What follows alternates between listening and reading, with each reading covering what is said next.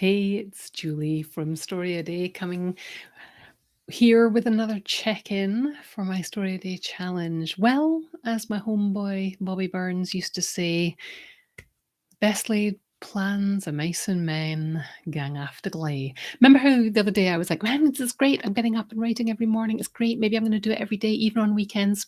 Yeah. But knowing that I'd made the commitment to write, here I am writing when I could have been slumped in front of the TV or doing something less energizing instead. So I really wasn't sure when I was going to get to write today. I don't know what I was thinking because I knew I had a meeting that started at 8 today and I was scheduled all the way to 1 o'clock, by which time I knew I would be tired. So I decided not to worry about the writing until later in the evening. So I did some of my things that I normally would have done maybe in the evening or first thing in the morning during my afternoon slump. Some of the tedious things that you just have to do in life. And then I carved out a little bit of time this evening to write, and I went and looked at today's prompt from Fallon Brown, which was great. No idea where that was going to go.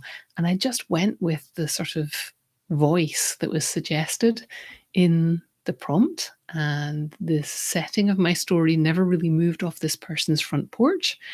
And it was really fun. I started with kind of a ridiculous opening. It said, when I opened the door, I never expected to be hit with that.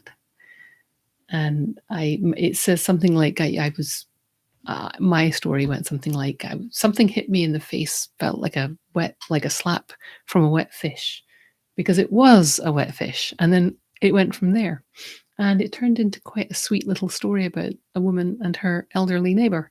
And when I got to the end, I realized, when I wrote the last line, I realized, ooh, that's something. There's something in that last line that I can go back and set up and seed through the story, so that this silly story about a person getting slapped in the face with a wet fish has the potential to be something I'm really happy with. So there you go. You never know what's going to happen when you actually sit down and write. I hope you're getting your writing done. If you don't know what I'm talking about, come over to storyaday.org and jump into the StoryAday May Challenge. It's running now. You don't have to catch up. You don't have to write every day. You can just do your own thing. Come over to storyaday.org and I will sign up, and I will send you emails every with prompts like this that will get you writing. Make your own rules. I'm writing every day. Your rules might be slightly different. But there is nothing quite like getting a little bit of writing done. Low stakes. I had no idea what was going to come out of this. I had no expectations, and I've ended up with something that I'm really happy with, or, potentially really happy with.